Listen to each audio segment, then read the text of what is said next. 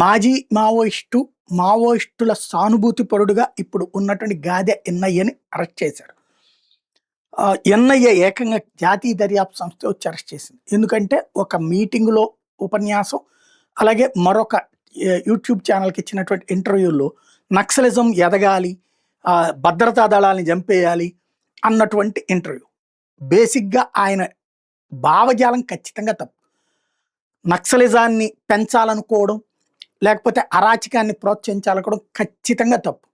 But ఆయన service activity మాత్రం ఖచ్చితంగా చర్చించాలి. ఇప్పుడు ఆయన లేకపోతే ఆ సర్వీస్ యాక్టివిటీస్ ఎట్లాగో చూడాలి. ఆయన అనాథాశ్రమం నడుపుతున్నారు.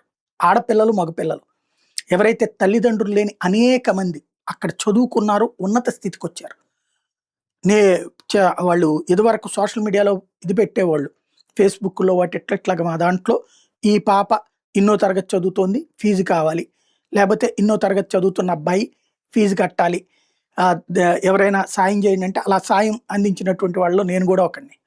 అంటే సాధ్యమైనంత వరకు, అందరికీ కాదు, కొంతవరకు ఏడాదికి నేను ఒకళ్ళకో ఇద్దరికో పెడదాం అనుకునేవాడిని, పెడుతూ ఉండేవాడిని అనమాట. అలాగే చదివి డిగ్రీలు పూర్తయిన వాళ్ళు, పీజీలు పూర్తయిన వాళ్ళు ఉన్నారు, ఇవాళ జాబులు చేస్తున్న వాళ్ళు ఉన్నారు, చక్కటి జీవితాలు అనుభవిస్తున్న వాళ్ళు ఉన్నారు. అలాంటి సేవా దృక్పథంలో ఆయన అద్భుతంగా చేశారు. ఆశ్రమంలో చక్కటి వస్తువులు కల్పించగలిగారు. అయితే అలాగని చెప్పేసి నక్సలిజాన్ని సమర్థించే ఆయన భావజాలాన్ని నేను సమర్థించను.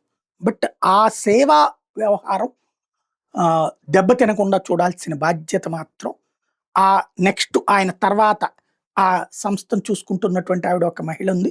ఆవిడతో పాటుగా మిగతా అవసరమైతే ప్రభుత్వం ఇన్వాల్వ్ అయినా సరే ఆ పిల్లలకి అన్యాయం జరగకుండా, ఎందుకంటే తల్లి తండ్రి లేక అనాథలుగా అక్కడ ఉన్నటువంటి అబ్బాయిలు, అమ్మాయిలు నడి రోడ్డు మీదకి వాళ్ళని పోనీయకుండా చూసుకోవాల్సిన అవసరం ఉంది.